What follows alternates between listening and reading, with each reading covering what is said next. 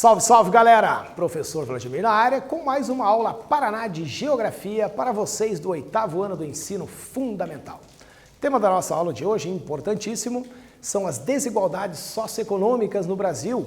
Nós vamos usar alguns indicadores sociais e econômicos como Produto Interno Bruto, o IDH, a porcentagem de saneamento nas regiões do Brasil, ou a falta de saneamento, entre outros indicadores. O objetivo da aula de hoje conhecer alguns indicadores socioeconômicos. É importante para a gente medir aí as condições do nosso país e analisar problemas socioeconômicos no contexto do nosso país, no contexto brasileiro. Tá? Primeiro vamos falar sobre um conceito de desigualdade socioeconômica ou desigualdade econômica. O que seria isso? Então, essa desigualdade socioeconômica, a característica é a distribuição desigual de renda, onde eu tenho uma pequena porcentagem da população detendo a maior parte da riqueza, e a maioria vai desenvolver a sua vida aí com o restante da produção econômica. Fatores que influenciam podem ser fatores históricos, a gente viu a colonização da América, por exemplo, que foi de exploração, podem ser fatores sociais ou pela falta de investimento político nesses problemas sociais. No Brasil, a desigualdade socioeconômica ela atinge todos os continentes, isso é um fato, em menor ou maior grau de consequência. Então, no Brasil é um problema que afeta uma grande parte da nossa população, essa desigualdade, embora a gente tenha conseguido conquistar avanços aí nos últimos anos. As regiões mais afetadas ainda continuam historicamente, sendo o norte e o nordeste do país, que apresentam os piores ou os mais baixos índices de desenvolvimento humano. Aqui tem uma lista, nós não vamos, eu não vou fazer leitura de toda a lista, isso não seria viável. O IDH de 2008 aqui do Brasil, dos estados brasileiros, nós temos uma média de 0,8 do nosso IDH dos estados, Isso é o IDH considerado alto, então a gente pode ter uma ideia aqui de que a economia, a renda e a educação no Brasil ainda tem índices aí favoráveis, aceitáveis.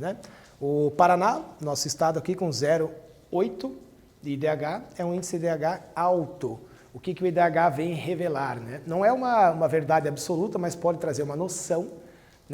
Eles analisam a renda per capita, a renda por habitante, o produto interno bruto, toda a riqueza do país dividida pelos seus habitantes, traz a renda per capita, ou a renda por habitante, taxa de analfabetismo, para a gente saber a quantas anda a educação no nosso país, e a expectativa de vida, até quando o cidadão brasileiro vai viver, as previsões aí, a expectativa de vida do brasileiro, que tem aumentado ao longo dos anos, nos revelando aí que o sistema de saúde vem tendo uma evolução, mesmo que sendo considerada pequena, existe uma evolução. Aí o restante do país, a gente percebe que, infelizmente, nos estados nordestinos, a gente tem o IDH abaixo de 0,7, 0,6, no caso do Maranhão, que tem o menor, Santa Catarina tem o maior IDH.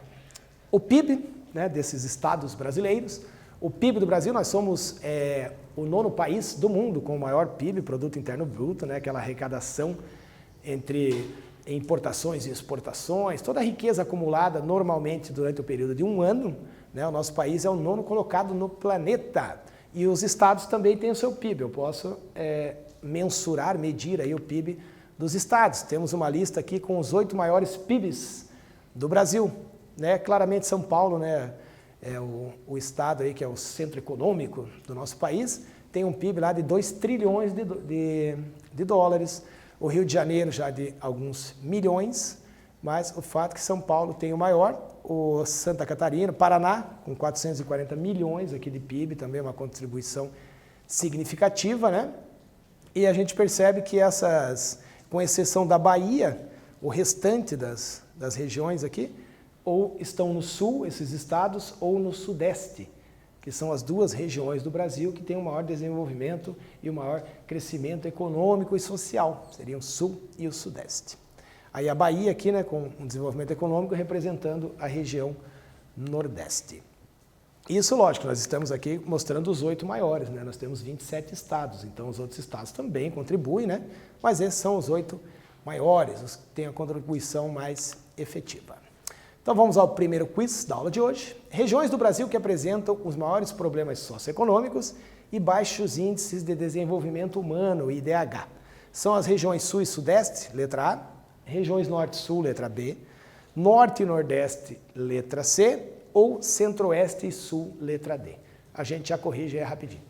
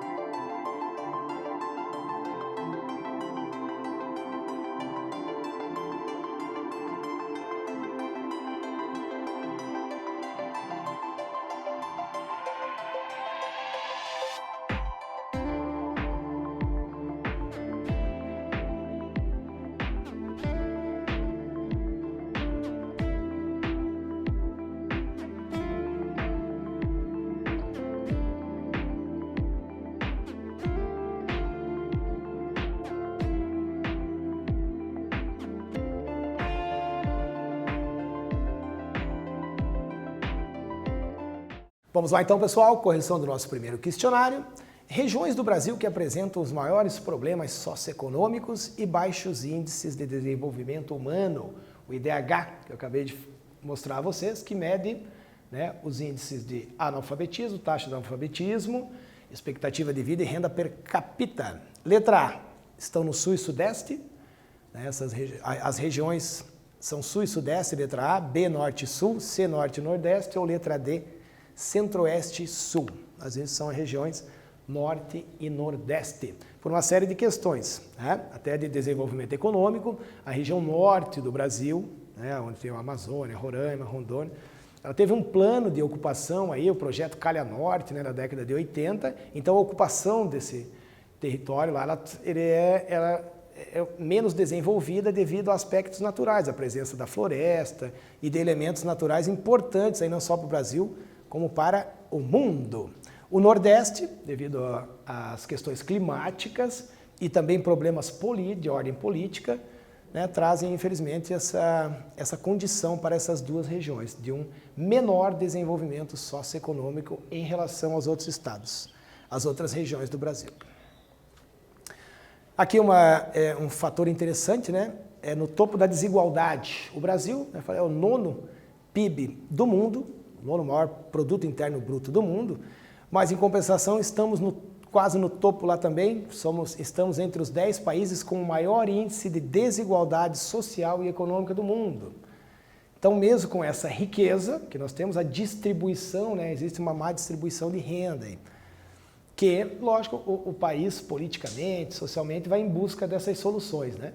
Mas como somos considerados uma nação jovem, né? Nós temos pouco mais aí de 500 anos, outras nações que alcançaram já objetivos mais positivos em relação a questões socioeconômicas, são nações milenares, né? Nós estamos em busca aí desse objetivo. Então, segundo o relatório da ONU, as principais causas dessa desigualdade no Brasil: falta de acesso à educação de qualidade, uma política fiscal injusta, né? Essa cobrança dos impostos, baixos salários em algumas profissões, alguns cargos aí ocupados pelos trabalhadores, dificuldade de acesso aos serviços essenciais, como saúde, transporte público, saneamento básico. Né? Temos um país de dimensões continentais, uma população de mais de 210 milhões de pessoas, né? E uma grande porcentagem dessa população encontra-se nessa situação, né? Sem essa oferta de serviços. Aqui uma afirmação, o Brasil é pobre, renda mensal das famílias em porcentagem. Né? Uma palavra forte, o Brasil é pobre, né? O nosso país, a gente pode considerar um país pobre. Acho que a distribuição de renda, que é feita de uma forma errada, ela acaba trazendo essa condição de pobreza para os habitantes, né? Nós temos aqui, 46% das famílias no Brasil têm uma renda mensal de R$ 1.356 reais, não seriam dólares, tá? 20% entre 1.300 e 2.000 reais, daí vai diminuindo, 16% entre 2.000 e 4.000 reais, 9% entre 3.000 e 6.000, 4% entre 6 e 13 e 1% da nossa população tem ganhos entre 13.000 e 33.900 reais. São cargos ocupados por profissionais, juízes, desembargadores, cargos de governança política, de profissões que trabalham com alta tecnologia, são as pessoas que têm os maiores salários. O fato é que quase a metade das famílias brasileiras vivem com uma renda familiar que é considerada baixa. Essa má distribuição, né, ela tem consequências. A má distribuição de renda, quando você tem uma minoria detendo a maior parte da riqueza e uma maioria tendo que lidar com essa dificuldade financeira, social, né?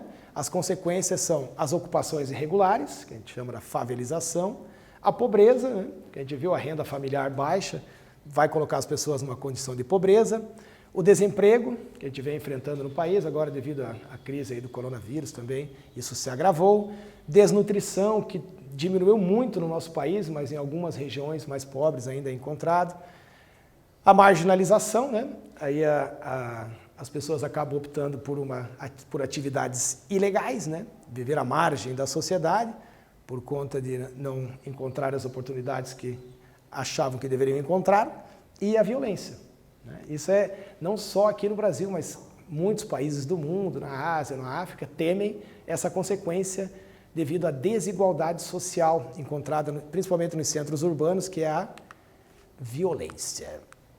Existem várias formas de medir essa condição socioeconômica dos países, né? Uma delas é o IDH, é um índice criado pela ONU, né, que falei que mede renda per capita, taxa de analfabetismo e expectativa de vida. Usavam-se só critérios econômicos, né, para falar das dificuldades. Era falado muito de dificuldade econômica, né, mas a sociedade está diretamente ligada à economia, então hoje nós temos problemas socioeconômicos. O IDH serve como indicador geral de qualidade de vida. Eu falei, ele não é a verdade absoluta, mas traz uma boa noção do que está acontecendo naquele território. Ele é pautado nas pesquisas sobre saúde, educação e renda. Temos outro medidor, outro indicador econômico, que é o índice de Gini. Foi criado pelo Giacomo Gini, a gente vai ver no próximo slide. E aqui nós temos o índice de Gini que mede as desigualdades, ele é específico para medir desigualdades. O IDH não tem só esse objetivo, né? Medir desigualdades socioeconômicas. E aqui nós temos uma legenda mostrando o índice de cada região, de cada país do mundo. Ele funciona como IDH, né? Quanto mais perto de 0 ou mais perto de 1, né? Você tem uma condição de extrema desigualdade ou de desigualdade zero. Isso não pode existir, né? A desigualdade existe e não existe um lugar que é só desigual ou um lugar que todo mundo está na mesma situação, né? Sei que o Brasil aparece aqui despontando com um índice de Gini de 0,6, né? O que é preocupante, já vimos, somos o 8º país, né? Então, além desses indicadores, o Corrado Gini desenvolveu em 1912 lá o coeficiente de Gini, se tornou o principal indicador para medir esses problemas de renda. O Brasil apresentou um índice de 0,5, que o classificou, daí já em 2015 a gente foi para 10º país mais desigual do mundo, um acréscimo de 0,99 em relação a 2015. Então ainda continuamos sendo um país desigual, vimos lá naquela pirâmide de distribuição de renda familiar. Então a gente está ali na metade do índice, né? O que é preocupante, temos que diminuir esse índice aí. Mas o fato é que estamos em recuperação, né? Os países buscam essa recuperação, mesmo que ela seja a passos mais lentos, que isso demore um pouco, né? Eu falei, nós somos uma nação jovem ainda. Nós temos que amadurecer muito politicamente, socialmente, economicamente, né? A população brasileira tem que desenvolver esse amadurecimento, né? Acho que o tempo e a vontade política e social vai acabar otimizando e minimizando esses problemas. Nós tivemos uma leve recuperação nos últimos anos aí no Brasil, né? mas a desigualdade ainda continuou, o reflexo dela é desigual, né? Não foi de forma igual. A soma de todas as riquezas do país cresceu 1,1% em 2017 e 2018. É um crescimento modesto aí de economia. Mas após quedas lá em 2015 de 3%, em 2016 queda também na economia, o que acaba tendo como consequência o rendimento dos 10% mais ricos da população cresceu 4,1% em 2018. E o rendimento dos 40% mais pobres caiu 0,8% na comparação em 2017. Então essa desigualdade, mesmo com problemas econômicos, ainda essa pequena porcentagem que detém a riqueza, eles acabam crescendo, né? E a maioria que está na condição da pobreza, infelizmente acaba tendo um decréscimo, aí, acaba tendo uma interrupção aí nesse crescimento, né? Falta muito ainda para nós atingirmos um nível de igualdade ou de menor desigualdade, né? Um nível de igualdade 100% ele não vai existir, né? Então, o índice que mede a razão aí entre os 10% que ganham mais e os 40% que ganham menos, estava numa diferença de 12 pontos. Em 2018 cresceu para 13, ou seja, 10% da população com os maiores rendimentos ganham, em média, 13 vezes mais do que aquele 40% da população com os salários mais baixos. Então, é mais de 13 vezes a quantidade. Foi uma pesquisa realizada em 2019, tá? Pelo Instituto Brasileiro de Geografia e Estatística, o IBGE, né? Que faz esse raio-x aí da sociedade. E isso é preocupante, né? Você ter uma diferença, uma desigualdade salarial tão expressiva assim. Vamos lá, questionário número 2. Principal indicador para medir desigualdade de renda no mundo, desenvolvido em 1912. Letra A foi o IDH, letra B o coeficiente de Gini, letra C renda per capita ou letra D PIB. É rapidinho, a gente já corrige.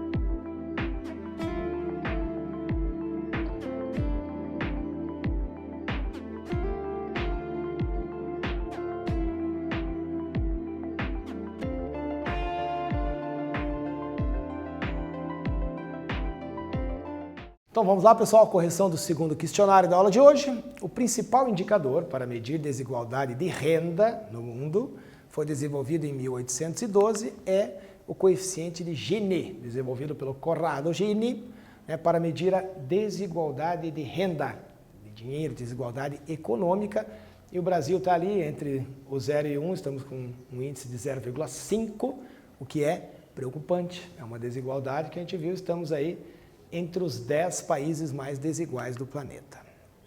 Segundo o IBGE, para o ano de 2018, essa desigualdade, principalmente econômica, de renda, mas infelizmente a desigualdade econômica reflete na sociedade, a gente viu as consequências, elas são sociais também. O aumento é pela falta de ganho real do salário mínimo ocorrida em 2018, onde não houve o aumento necessário aí para diminuir um pouco essa desigualdade, tá? Além da informalidade, trabalhadores informais que não têm vínculo empregatício, né, não tem a famosa carteira de trabalho ali assinada, e a subutilização no mercado de trabalho. Subutilização é quando um trabalhador, por exemplo, trabalha, não fica sem emprego ou trabalha menos tempo do que ele seria capaz, né? Subutiliza-se a capacidade daquele cidadão ali, que atinge níveis recordes, com 41,4% das pessoas ocupadas nessa condição, ou na informalidade, ou não trabalhando, ou não rendendo o que poderia render, na verdade, né? De acordo, isso o André Simões falou, ele é gerente dos indicadores sociais do IBGE, ainda é o gerente lá dos indicadores. Outra outro problema socioeconômico grave também, a gente já falou um pouco sobre ele, mas é a pobreza. Vamos ver alguns índices aí no nosso país. Rendimento para o cidadão ser considerado uma condição de pobreza no Brasil é ganhar até R$ 420 por mês. Houve uma redução de 26% em 2017 para 25% em 2018, foi modesta aí a redução. 52 milhões de pessoas, né? 1,1 milhão de pessoas deixaram essa condição na comparação anual. 1 milhão de pessoas até é bastante gente, né? O mínimo foi alcançado em 2014, com 22,8% só de pessoas na condição de pobreza. O estado do Maranhão, que apresenta a maior proporção de pessoas nessa condição, 53% da população maranhense vive na condição de pobreza. Se a gente pensar que o Nordeste brasileiro é destino de milhares e milhares de turistas, milhões de turistas aí, durante as temporadas, né? Poderia estar numa melhor condição. Enquanto Santa Catarina tem a menor proporção de pessoas na condição de pobreza, 8%. Aí outro problema socioeconômico que aparece aí, né, que também vai ter consequências econômicas, é um problema social, que é o saneamento básico, a distribuição de água, né? Existem perdas na distribuição aqui, né, que é o escoamento dessa água, desperdício de água, né, que infelizmente é perdido, água tratada, água potável, que poderia ser utilizada, vai embora pela galeria pluvial. População com água tratada, nós temos, desculpa, deixa eu voltar aqui no índice, as perdas de água, né, aqui para nós, 38% no ano de 2011 e 2017, 38% de perda dessa água que vai pelo escoamento superficial, hein. População com água tratada no nosso país, temos 83,5% da população, hoje devemos até ter mais. O mais preocupante seria a população com a coleta de esgoto, né? O índice já vai até a metade, cai pela metade, o acesso à coleta de esgoto.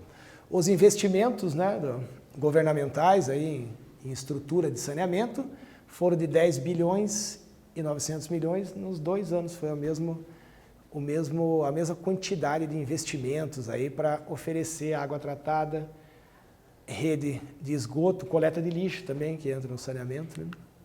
Mas o fato é que a ausência desses serviços básicos, a coleta de lixo, abastecimento de água, esgotamento sanitário, 58% das pessoas que estão na condição de pobreza faltam pelo menos um desses serviços aí para o atendimento das populações. A proporção geral é de 37% da população tem algum problema no atendimento ou no oferecimento do saneamento básico, tá? Vamos para o último quiz da aula de hoje. Segundo o IBGE, o aumento das desigualdades econômicas no Brasil se deve à falta de ganho real no salário mínimo, letra A. Letra B, falta de desenvolvimento das cidades inteligentes. Falta do desenvolvimento. C, perdas na produção agropecuária. Ou letra D, falta de responsabilidade de estados e municípios. Agora com vocês, a gente já volta para corrigir.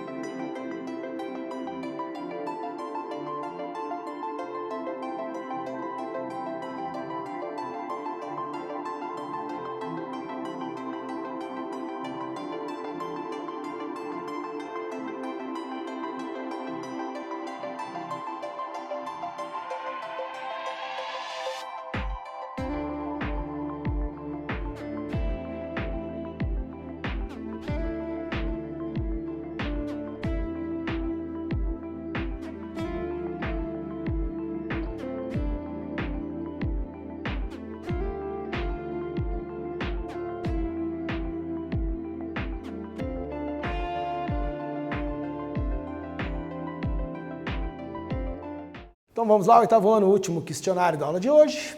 Segundo o IBGE, o aumento das desigualdades econômicas no Brasil se deve à falta de ganho real no salário mínimo, letra A, falta do desenvolvimento de cidades inteligentes, letra B, perdas na produção agropecuária, letra C, ou letra D, falta de responsabilidade de estados e municípios. Sabemos que o IBGE fez um estudo e a falta do ganho no salário mínimo de 2018 acabou agravando ainda mais essa desigualdade econômica de renda no espaço brasileiro. Então falamos hoje sobre essas desigualdades socioeconômicas, usando alguns indicadores econômicos e sociais, como o PIB, o IDH e o acesso ao saneamento. E aqui nós temos um GIF aí com como funciona a rede de saneamento básico, vocês podem curtir aí em casa depois. E a Geodica hoje é cinema, filme Saneamento Básico, um filme nacional, gênero comédia, que fala sobre um problema de saneamento enfrentado numa cidade brasileira e que foi resolvido com muita criatividade e bom humor. Beleza, meu povo? Essa foi mais uma aula Paraná. Um abraço a todos e até a próxima.